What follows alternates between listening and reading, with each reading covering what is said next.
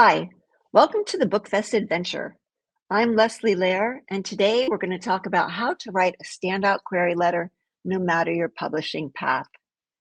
Everyone knows you need a fantastic query letter to get an agent, but not everyone knows that a query letter can help even when you publish independently. Why? Because a query letter is a sales tool. Typically, the purpose of a query is to get an agent to ask for a sample. Why is it so hard to get an agent? Because they work on commission. They are investing time in your book. So they love a well-written query letter because it can save them time all the way to earning that commission. They can use your query letter or revise parts of it for their pitch to acquisition editors, and those are the people at the publisher who buy the book. Actually, the editors will use it to pitch their sales team. They're the ones who actually make the decisions. The sales team will use it to motivate the distributors. They're the ones who do the whole song and dance to the bookstores. The distributors will use your query letter or parts of it if it's written well to pitch your book to bookstores and to online distributors like Amazon. Bookstores and online sites will use it to sell your book to readers. And publicists will use it to get you reviews and interviews. Now, it's true, over 50% of agents now use an online submission platform, but that's because they get so many bad query letters. They want to weed through all the stuff to get what they need to know. Sometimes they'll have a customized thing on their website. Sometimes they'll use Query Manager or Submittable, but a good query letter can be cut and pasted into these forms. Beware, they usually also ask for the entire query letter, so have it ready. Now, if you choose to publish independently, the query letter can work as a cheat sheet, and we'll talk about that more in a few minutes. First, let's talk about how to write that standout query letter. And we have to start with formatting. One page, that's the most important thing. Single-spaced is fine, but that gives you about 300 to 350 words. Make sure you use the 1-inch border, don't cheat on that, and put your book title in capital letters to stand out. So remember, one page, single-spaced, indent, or add a space between paragraphs. You want it to be easy for them to read. Now, the three main parts, this is pretty classic. It's called the hook, the book, and the cook. I'm going to show you a little handout. You can take a screenshot. And don't worry, I will show it again in a few minutes. Now, the hook is the introductory paragraph. If you're talking to an agent, sure, use a greeting, especially if you've been referred or if you've met them before, or if you know they like a certain genre that you're writing. If not, you can just start with the facts. And the facts are the title, the genre, and the word count. Now, genre does include literary, upmarket, or commercial, but what they really want to know, what they really want to know is if it's a detective or coming of age or a rom-com, the exact genre, the kind of plot you're selling. And the word count, well, that lets them know how professional you are if you know how long that book should be. The premise line is the most important part of the query. It's one sentence ideally, sometimes two, and it's not about the book. It's not the theme of the book. It's the actual plot, the hero's action. So if it's a novel, it would be something like when the hero with a weakness faces a challenge, she must fight a powerful opponent to achieve a difficult goal. These are very hard to write. That's why it's so important too. If it's a nonfiction book, be sure you introduce the problem and explain how this book will solve it. The hardest part of that intro paragraph is the comps. These are comparative books that prove there are readers out there for your book. They need to be recent, ideally in the last 5 years, and avoid famous books by authors who anyone would buy. That's the first paragraph. The second paragraph is the synopsis. Here's where you tell the story. Don't set up the story or give all the background or even describe the story world in detail. You want to start into the story. And no matter how you wrote the manuscript, you want to use present tense with active verbs. You want to begin with the hero's name, age, occupation if it matters, and the inciting incident. Why does the story start now?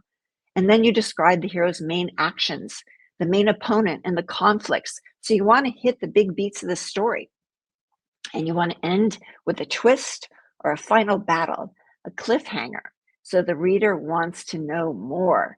That's the key. A synopsis paragraph is like a trailer for a movie. It makes you want to read the book. And then the final paragraph is the bio. That's you. You're the cook. But it's not a resume, it's a greatest hits.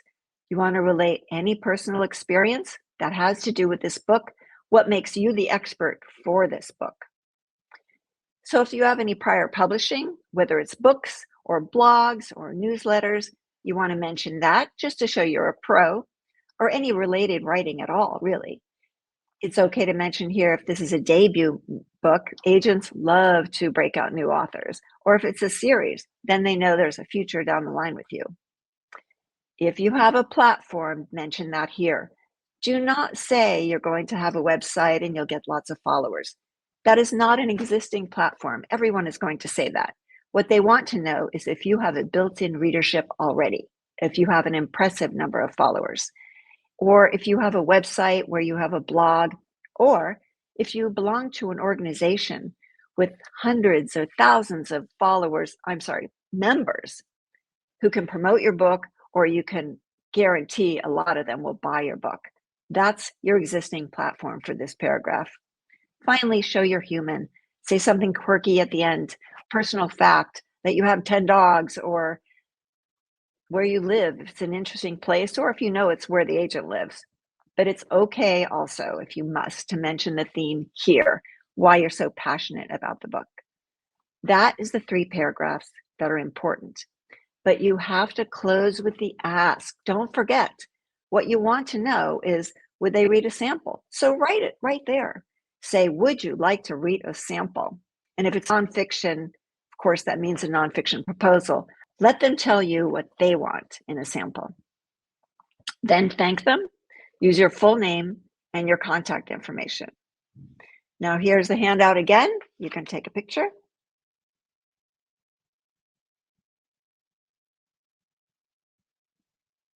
Okay. This is the classic formula. It works. It's worked for decades. It will never stop working. These are the facts. It's up to you to make it exciting, compelling, and something that can be used as the engine all down the line. Now, if you choose to publish independently, here's how a query letter will help you through the process. And I bet you can guess some of these things. First of all, writing a query letter really helps you focus on what you're actually selling. When I work with writers, when they're writing manuscripts or if they've written the query first, having that synopsis paragraph is a good reminder of what the actual bones of the story are. It keeps you focused. It also can make you impressed about yourself and give you confidence with that bio paragraph. And the facts, well, that's important to know your word counts. Those facts in the first paragraph will also be helpful for your book distributor, whoever that is, and even how many pages if you're going to do a print run. Knowing the comps, these are the other books selling in your category, this will help you market to the right readers.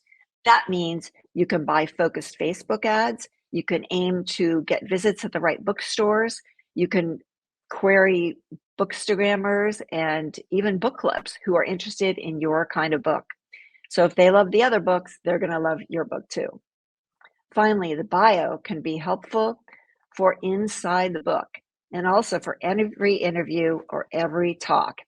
And what I generally do is keep that bio and revise it depending on who I'm talking to and who's interested. Everyone wants to know who the author is, from Amazon to book clubs to conferences. Anywhere you go, they want to know who you are, who wrote this book. Now, here are the top 10 do's and don'ts, and generally this is for agent queries, but will also help to keep your letter tight. Don't tell an agent that your mother or your writing group loves your book. They don't care. They don't care how smart your writing group is, or what university everyone's from, or what awards they win. They want to know how good your book is by what they read, your words on the paper. Don't say it's better than a book they represent, because that's just an insult. Don't talk about the theme and how important this book is to the world. This is the most common mistake. So many stories, and the good stories do, have complex moral themes. But your story and that synopsis paragraph should give them enough. In fact, your premise line should give the reader enough to know what the themes are. That's what you're trying to do. You don't want to be heavy-handed with the message. Don't mention how long you've wanted to be a writer or how many years you've worked on this book. They don't care. It's about words on the page. And please, if you're contacting an agent, don't be a pest. Don't follow up too quickly. Use protocol, and that's something that you can figure out from other sources. Do spell their full name correctly.